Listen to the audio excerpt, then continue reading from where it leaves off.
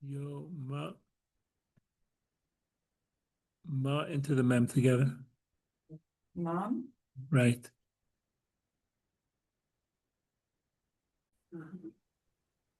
Well,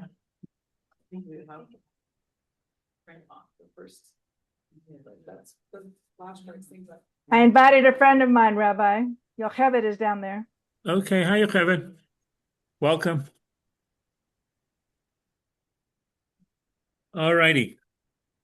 So you should have the Parsha facts. If we give these out, you can get on the email list and we can send it to you. So Hi, thank you. Thanks. You're very welcome. This Hi. week's Parsha is Parshat Vayishlach, which means "and he sent." It's Chumash Bereshis, the book of Genesis, chapter 32, verse 4, through chapter 36, verse 43. In the Stone Edition, the Article Chumash is page 170. It has 154 verses.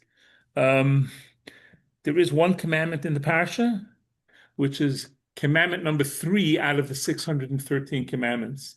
The 613 biblical commandments are dispersed throughout the 5 books of the Torah, and here, this one we have number 3, which we will talk about shortly. Okay, so let's recap a little bit from last week. What happened?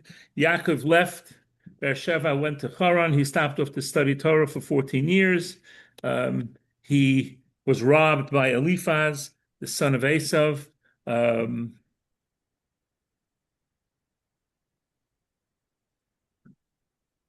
He meets his cousin Rachel and his uncle Lavan, who tricks him, and he ends up marrying Rachel and Leah.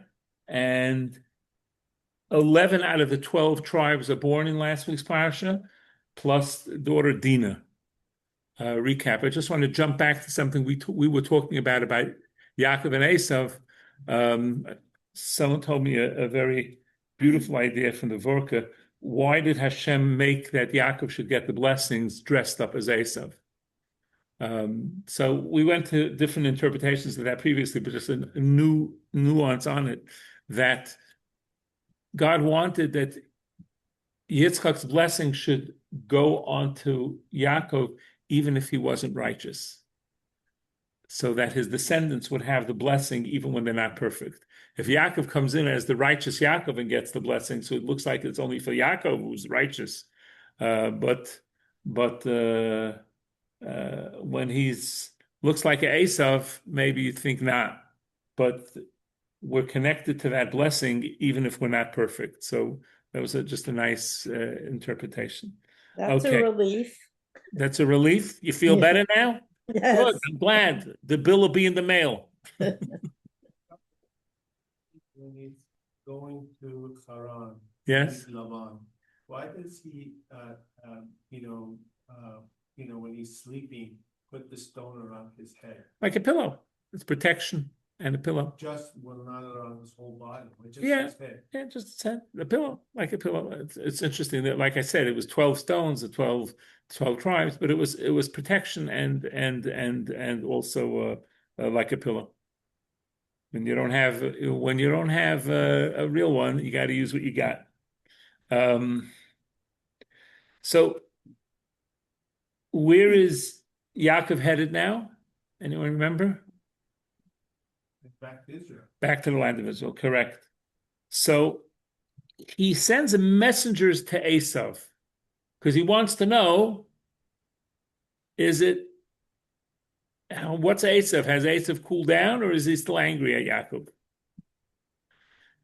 So there are different opinions in the Medrash. Some people say that it was not a good thing for him to inform Esav of coming. Why? Let sleeping dogs lie. Don't go tell him you're coming. Yikes. Not a good thing. The other interpretation is make peace while the father's still alive. It'll be easier. So, which is correct? Both are correct because they both have truth to them.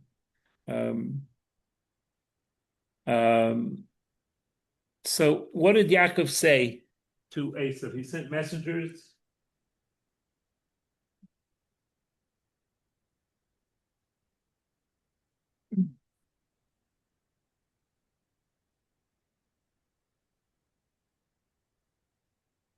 And he said the following statement.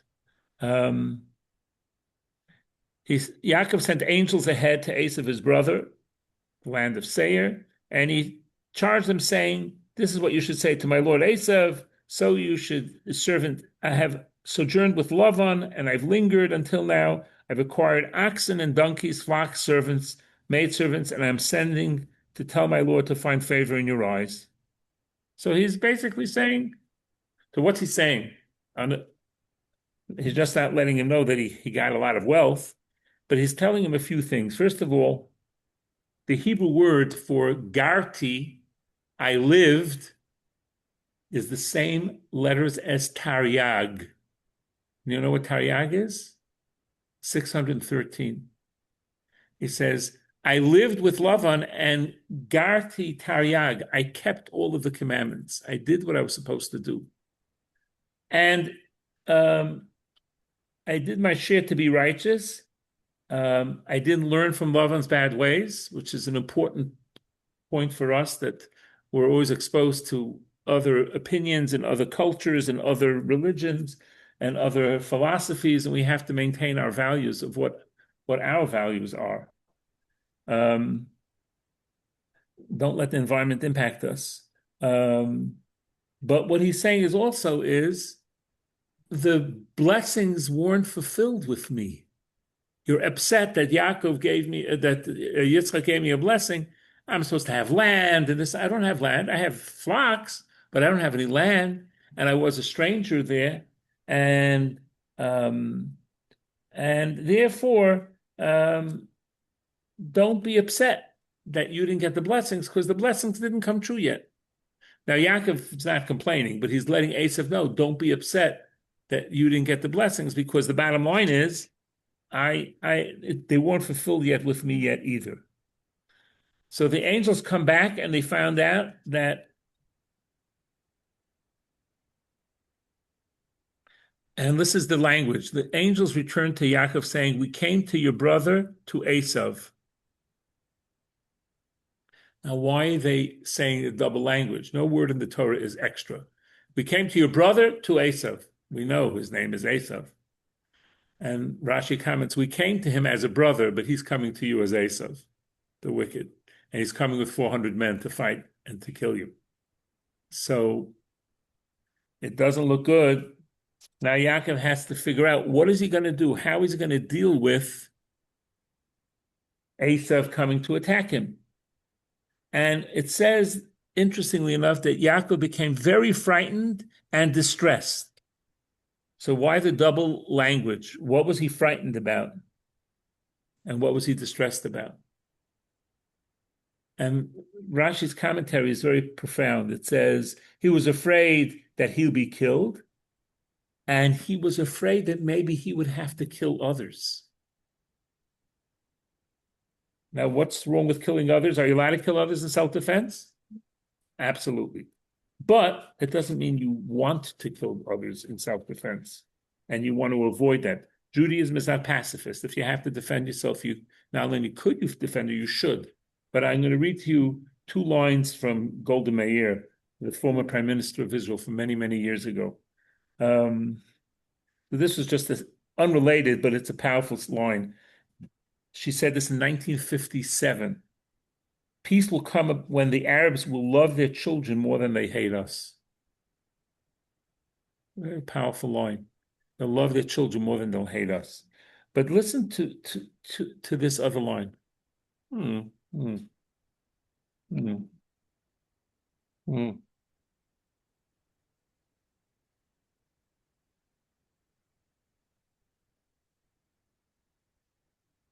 You got one here. Listen to this line. When peace comes, we will perhaps in time be able to forgive the Arabs for killing our sons, but it'll be harder for us to forgive them for having forced us to kill their sons. Very profound statement, really based upon what Yaakov was saying. Yes, if I have to defend myself, I will. I'm afraid I'm going to get killed, and I may have to kill others, but I really don't want to. I don't want to. And this is it's a nicely with what the continuation of what Yaakov said.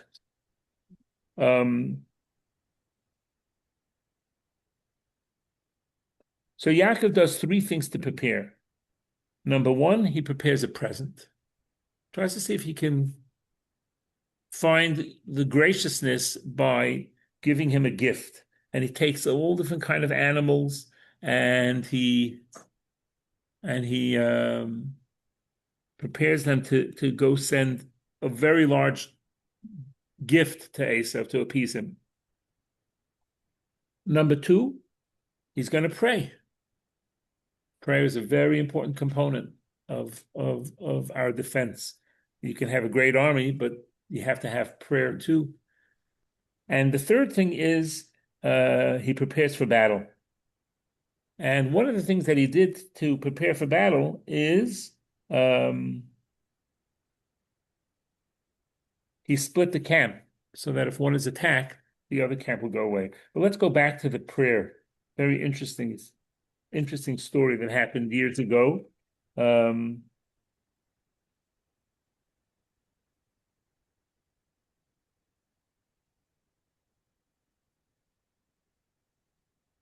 Jews of Jerusalem in the time of Napoleon, Reb Mordechai was praying at the Kosel at the Western Wall, and he saw 5 brilliant white letters of Aleph appear before him, and he didn't know what it meant. And he was a little afraid, he didn't know what it meant. Then he got some clarity. The Pasha, the Turkish ruler of Yerushalayim, decided that all Jews living within 10 blocks of the Kosel, of the Western Wall, should vacate. And before even they had a chance, the Pasha soldiers were already clearing everybody out. And then he understood what the Aleph was. It's from a verse in the Torah that has 5 Alephs. Erdev asig achalek shalom. I will pursue, I will overtake, I will divide the spoils. And all seemed lost, but Rav Mordechai prayed to heaven, and he told the Jews not to give up hope. And the very day, something unexpected happened. The Pasha called Rav Mordechai and said, I just received word that the army of Napoleon is approaching. I'm desperate. If Napoleon comes, all is lost. My only hope rests with you. You must pray to your God not to let Napoleon take over the city. And Rav Mordechai turned to the Pasha and said, hey, wait a second. You're kicking us out of the Kosel, the Western Wall. By the way, now we're at the Western Wall from 1967. For many years, we were not in control of it. And from 48, we didn't have access to it at all. But before then, we had access to it. But again, the Turks were responsible. And you're kicking us out away from the Kosel. He said, okay, I rescind my decree. You can stay by the Kosel. You can live by the Kosel. And what happened was the Jews went and prayed, and Napoleon ended up not taking over. So the prayers of the Jews saved the Pasha, at least. So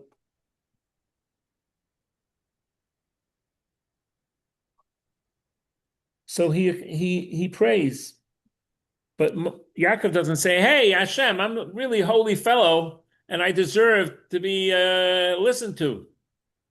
He comes with humility. He says, God, you've been very gracious to me. I started off with 1 walking stick, and now I have 2 camps.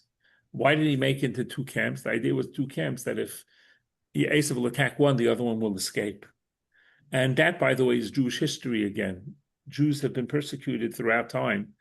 And God promises us that the Jewish people will survive. It doesn't mean every individual will survive, but the nation will survive. Look, I'm a child of Holocaust survivors. My parents, of blessed memory, were the sole survivors of each of their families.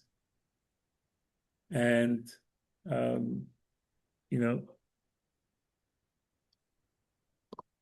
thank God we're still around. We're celebrating another one of my grandchildren getting married, which is a very special thing. And their survival, my parents' survival, was a miracle beyond miracles, which is a story for another time. But be that as it may, that the Jewish people survive. Again, my parents lost all of their siblings, their parents, and they're the sole survivors. Each survived in their own miraculous way. But the Jewish people will survive, and that's why he made 2 camps. One will leave, the other one will be spared, will run away and be spared. But Yaakov is humble. He doesn't say, "Oh, I'm so great." He said, "Maybe I used up my merits." Rabbi Moshe Eiber, a rabbi, says, "I don't accept honors because maybe if I accept the honors, I'll feel like I deserve it." And I don't. So he had humility.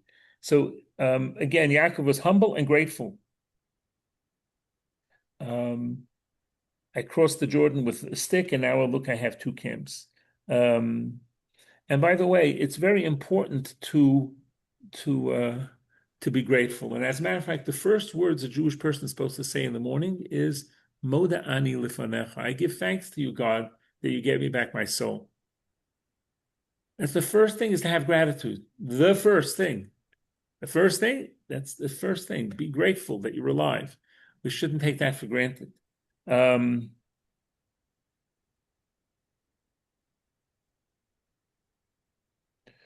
Now, what is in his prayer? He says something very interesting. I'm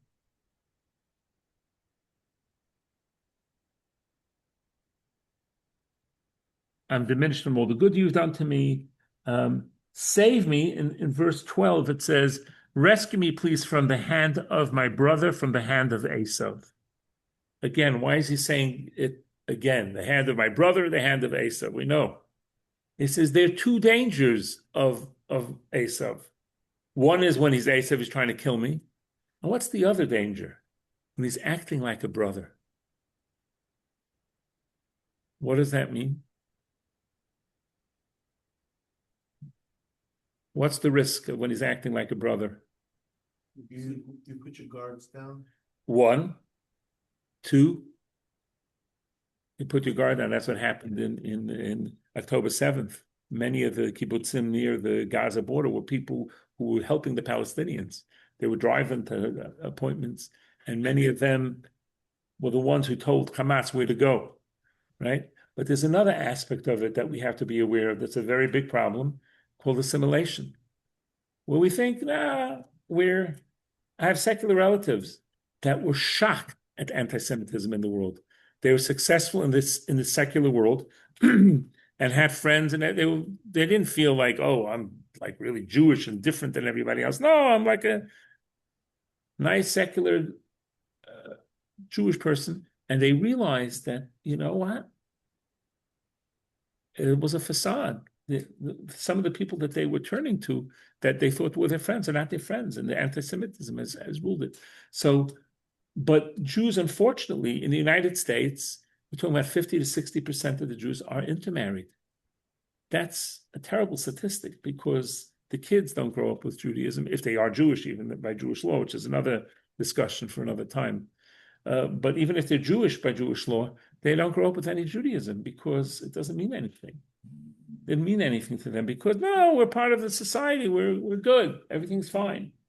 So Yaakov is praying, I'm praying, God, protect me and my offspring from the wicked Esav when he's trying to kill me, and protect me from being too friendly to him, because I need to understand I have a different purpose and they have a different purpose. And therefore I need to maintain the values of who I am. If you have questions, please, on this, please feel free to ask.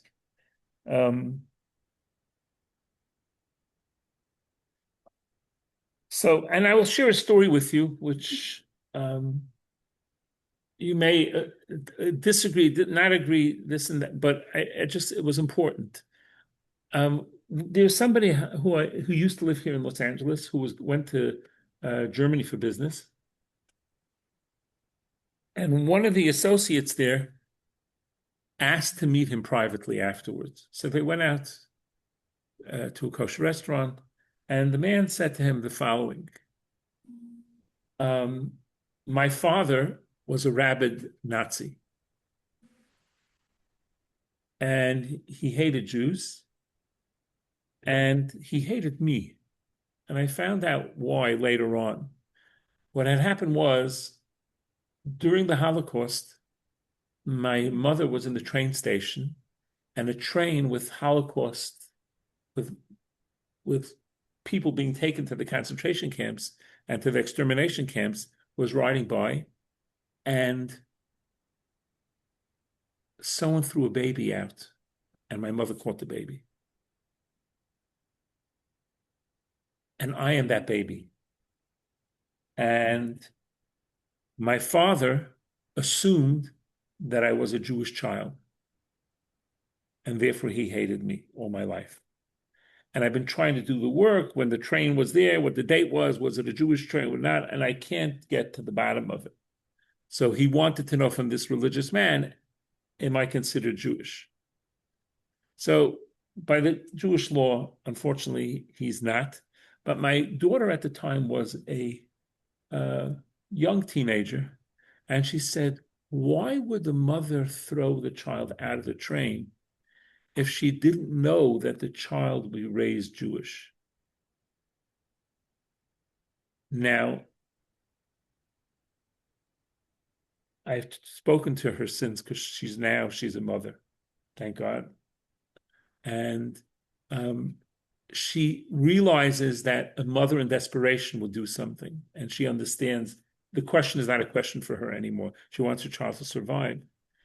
But at the time, I thought it was a very insightful question for a young teenager to ask. Why throw your child out if your child's not going to be raised Jewish? And I thought it was very moving for her. Like I said, now as a mother, she understands why a mother would do anything, whatever she could, to save her child, and hope somehow or another the child would find out.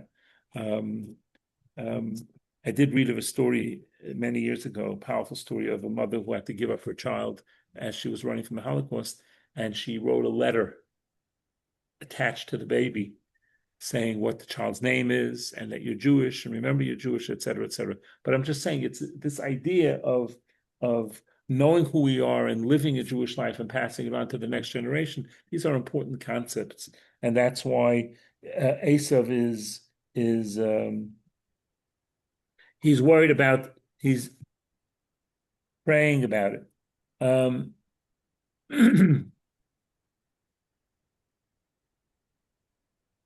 And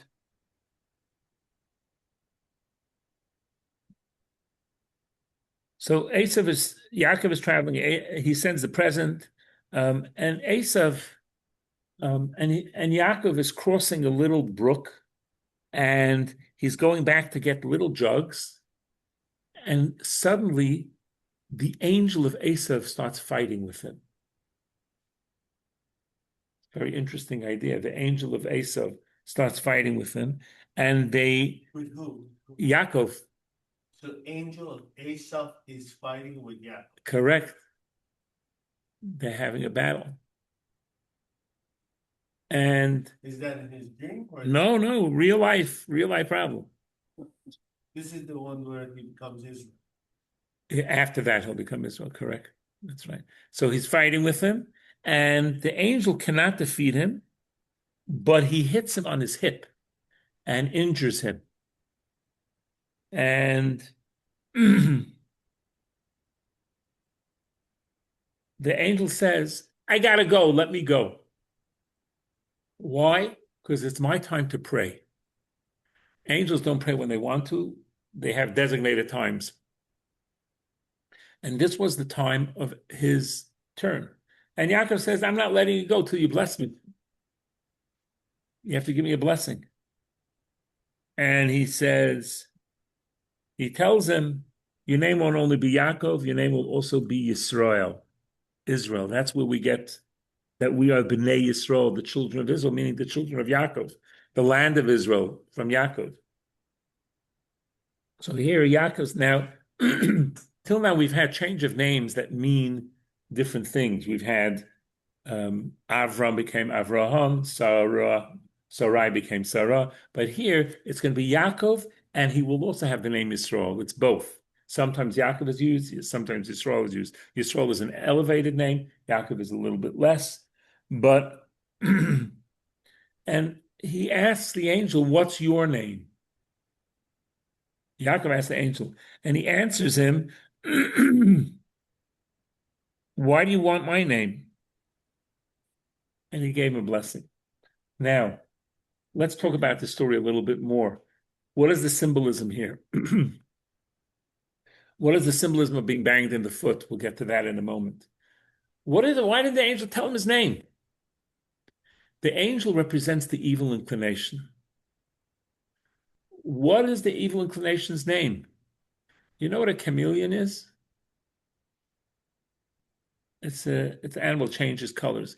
The evil inclination is like that because every moment he's going to do something else to every different person. To person A, he's going to say, don't go to the class, stay in bed.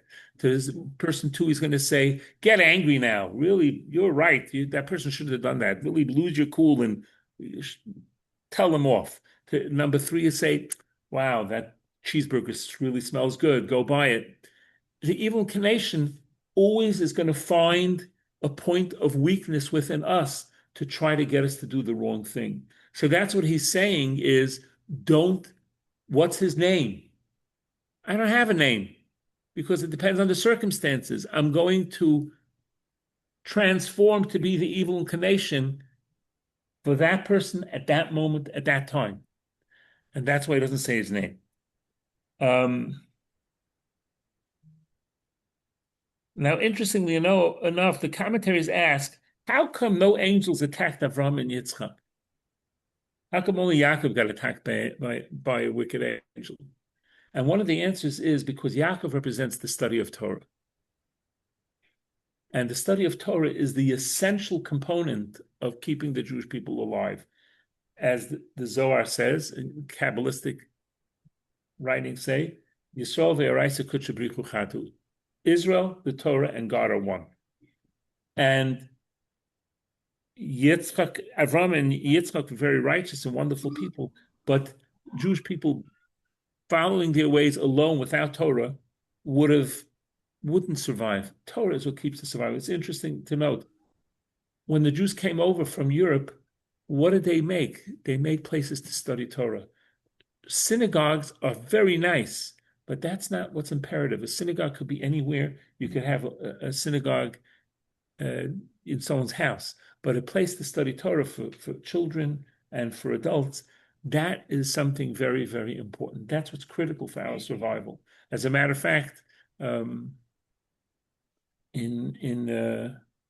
many towns where the Reform Conservative congregations are no longer existent, people aren't coming, Orthodox people are taking it over and making synagogues and study halls out of it. And Lakewood, New Jersey is a prime example of that, which is growing by leaps and bounds with religious people learning there and praying there.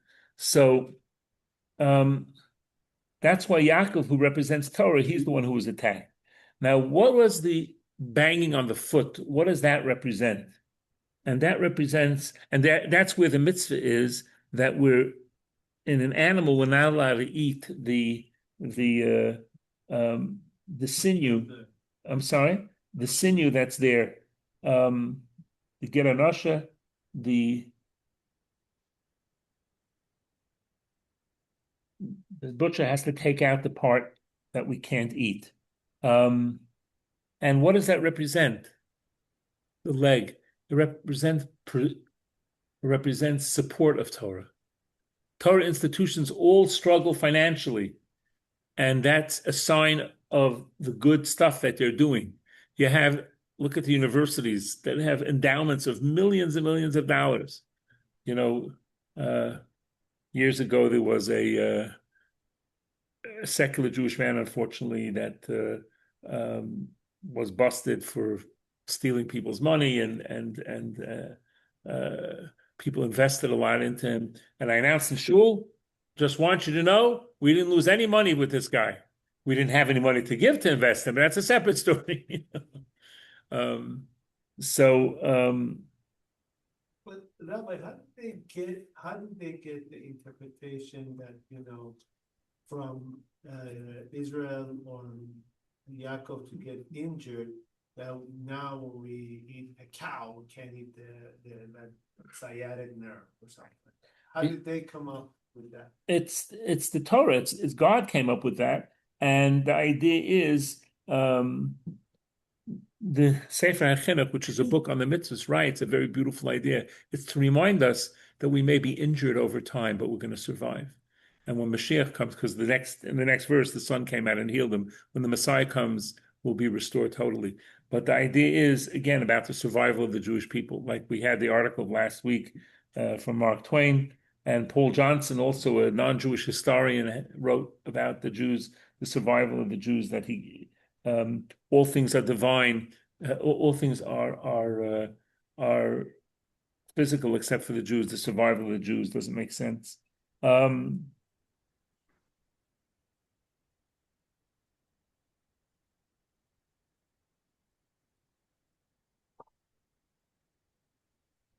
Now, interestingly enough, just want to go back a minute. Why, out of all days, did this have to be the day that the evil inclination has to pray? Like, your timing is bad, Why not attack Yaakov when you have more time? Here you have to go to pray. And this tells us a very important idea. In Christianity, the evil inclination is a separate entity from God.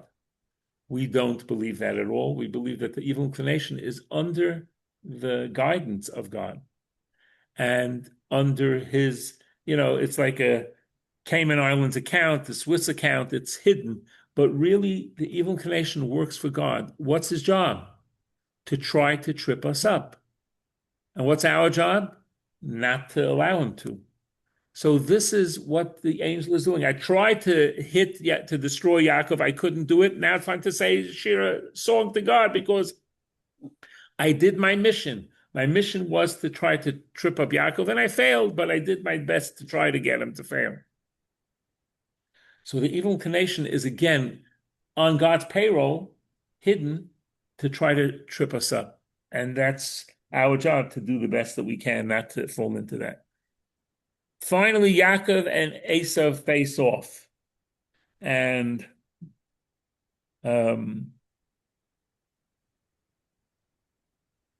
everybody lines up, the wives with the children, and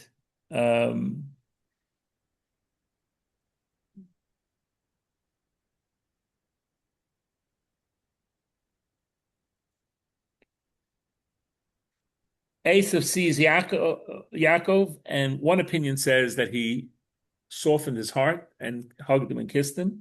And the other opinion says that he wanted to bite him on the neck. And Yaakov's neck became hard like a rock, and Esav's teeth fell out. And the word Vayishlach, and he kissed him, has dots in it in the Torah scroll. In the Chumash, in the article Chumash, it's there as well. On the bottom, page 176, the last line of the text, to indicate his teeth that fell out. But Esav asks an interesting question.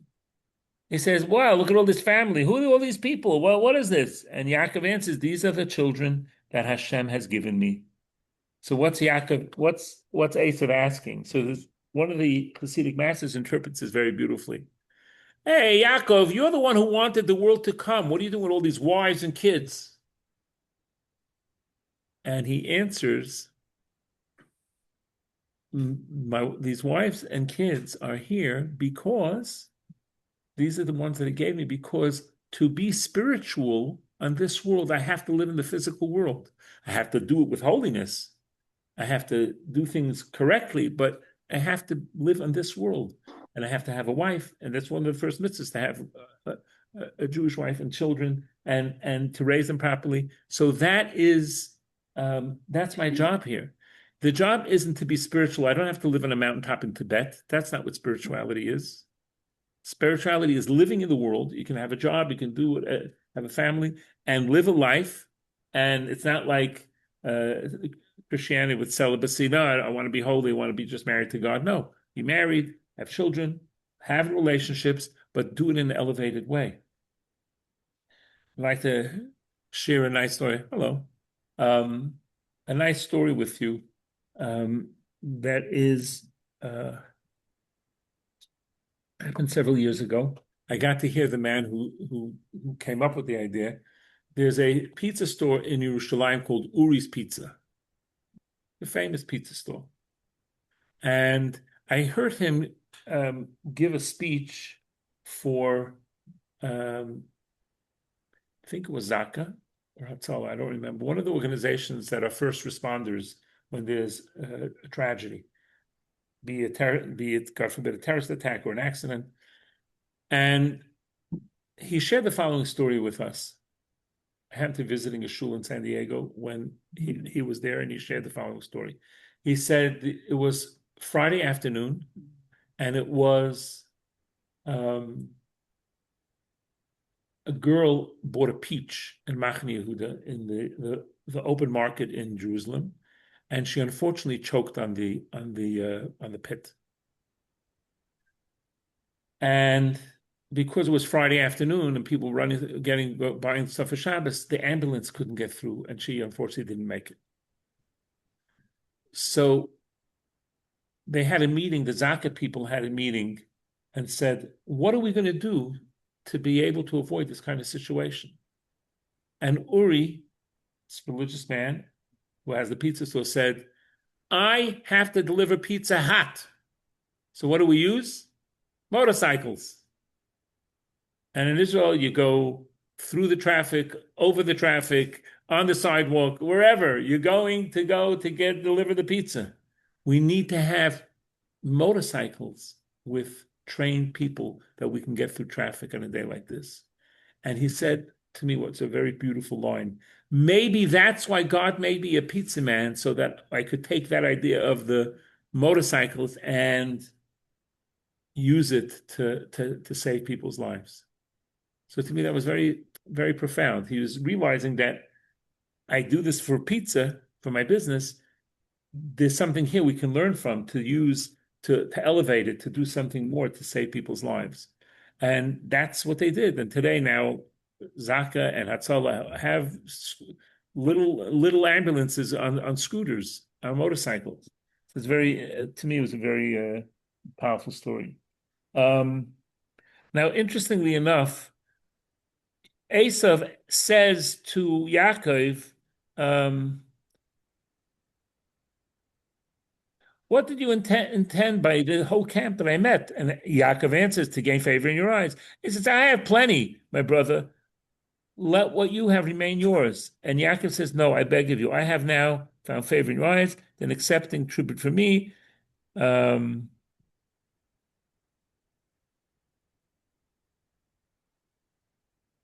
In as much as I have everything." What's the difference between Esav saying, "I have plenty," and Yaakov saying, "I have everything"? Can you come up with a difference? Again, Esav saying, "I have plenty," and Yaakov saying, "I have everything." What's the difference? A lot of things at once. So, but if you have a lot, you don't have it all. You just have a lot. Right. So it means Yaakov is saying a profound idea to Esav. Esav is saying, "I have plenty. I wouldn't mind having more." But Yaakov is saying, "No, whatever I have is everything I need. I don't need more. Have it. You can keep it. It's yours. Take the gift." And he didn't allow Esav to return it, and he let it go to Esav. All right. So what happens next? Esav wants to accompany him, and Yaakov says, "No, I have the kids, I have the animals, you go ahead." And that's partially true, but the real reason was he doesn't want to be influenced by Esav. He doesn't want his family to be influenced by Esav. Now, one of the things that Yaakov did, by the way, when Esav came, is he hid Dinah in a box, his daughter Dinah. Why? Because she was beautiful and he didn't want her to be like influenced by He didn't want Esav to marry Dinah, so he hid her.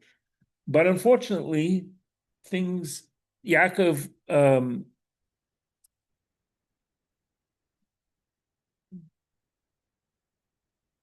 came to the city of Shechem, and Dinah went out for a stroll. She was abducted by the son of the head of the city. And his name was Shechem, and he abducted her. And kept her and locked her up. And he tells his father, "I want Dinah should be my wife." Now, Yaakov was very upset, obviously. His daughter is being kept against her will and abused. And when Hamor, the father, comes and says, "We'd like to marry," and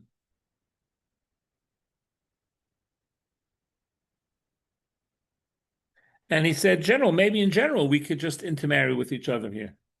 So Yaakov's sons answered and said,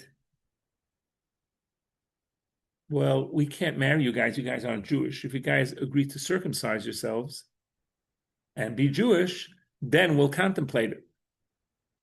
And this was part of their plan to weaken the people of Shechem. And Hamor says, "Great idea." And they came back to her, "Listen, guys, all we have to do is circumcise ourselves," which was not to be Jewish. They just were going to go through pro forma, go through that. And this will get married, this wealthy family and prominent family, be great. And the town did it. And when they were weak, Shimon and Levi went to try to save their sister Dinah, to get her out of Shechem's house. And the people in the town resisted. They didn't want to let her be freed. And Shimon and Levi killed out the town to save Dinah and got her back. Now, Yaakov was not happy. Why was he not happy? Not because he thought that they were wrong. They were right, but he said, "We're moving into the land of Israel, and now everyone's going to fight against us and take revenge on us." So he wasn't happy that they acted impulsively, he felt. But the Almighty miraculously saved them, and nothing happened to them. And the Parsha, the end of the Parsha, concludes with the death of Rivka, and God blessing Yaakov. Now, this time, now God is telling him, "You're not just Yaakov, you are Yisrael."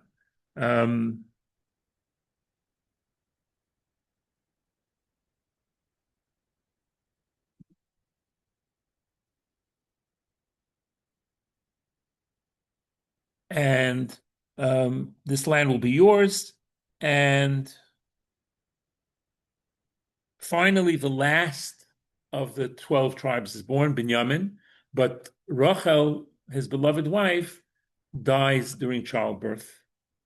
And she is buried in a place called, what we now call Cave Rachel, in Beis Lechem, in Bethlehem. And she's there to this day, and people go to pray there all the time. I want you to know, when I'm in Israel, that's my favorite spot to go pray, because it has a beautiful connection, the mother of the Jewish people. And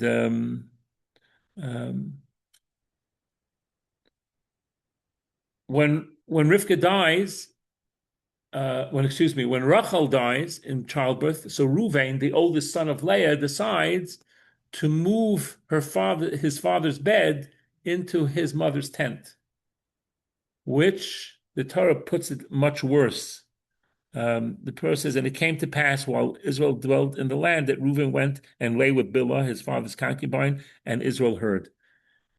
It's not what he did. He didn't sleep with Rachel's maidservant, but he moved the bed, which was really not appropriate.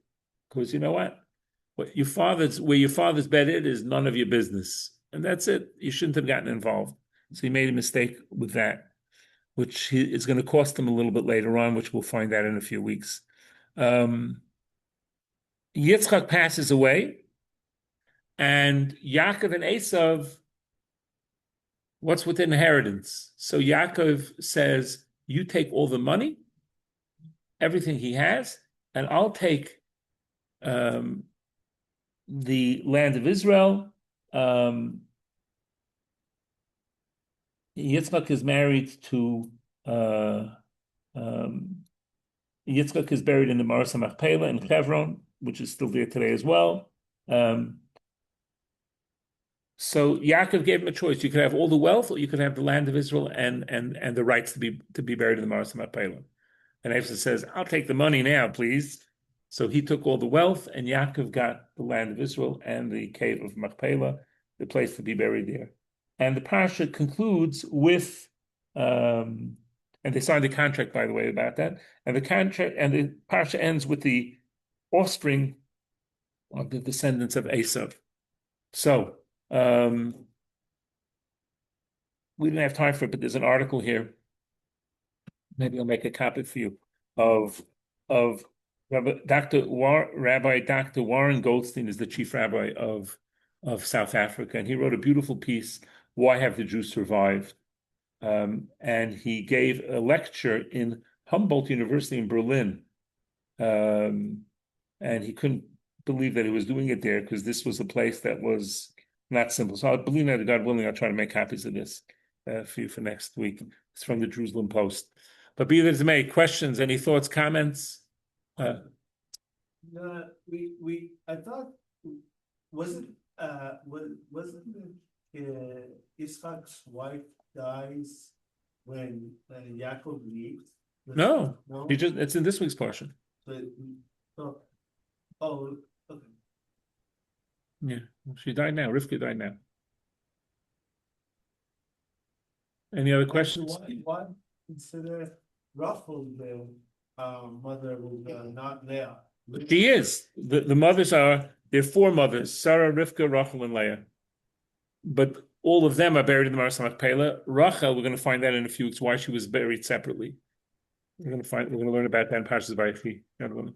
And do we consider the maidservants also holy or no? The maidservants were subservient to Rachel. They were underneath Rachel and Leah, so they're not considered the mothers of the Jewish people because their children are considered like underneath Rachel and Leah because that was the deal. They're going to be concubines, and their children will be like mine. So they're not considered. We don't have six mothers of the Jewish people. We have four mothers: Sarah, Rivka, Rachel, and Leah. Yeah. Their kids were part of the 12 tribes. Right. So they're considered underneath. They're underneath Rachel and Leah. Exactly that. Any questions, thoughts, comments? Yes. Do we know where Asaph is buried? We'll talk about it in a few weeks. Okay. We know it partially. We'll find out in a few weeks. Parshat Vayishlach, God willing. Stay Okay. tuned. Yes. Any other questions, thoughts, comments? Next week we're off because thank God this week my granddaughter's getting married in Lakewood, New Jersey, so I'll be there for the wedding at the end of the weekend for Shabbat Sheva Bracha. So you're off next week. Please do learning on your own, and we'll try to catch up in 2 weeks. We'll try to do 2 portions. Okay? Mazel tov, Rabbi. Thank you. Mazel tov. Simchas by all of you. Amen. Simchas by everybody. Only happy, joyous occasions. Simcha. Amen. Take care, Mario. Mazel tov. Thank you, Rabbi. You're welcome. Take care. Thank you for the work. You're welcome. You're welcome.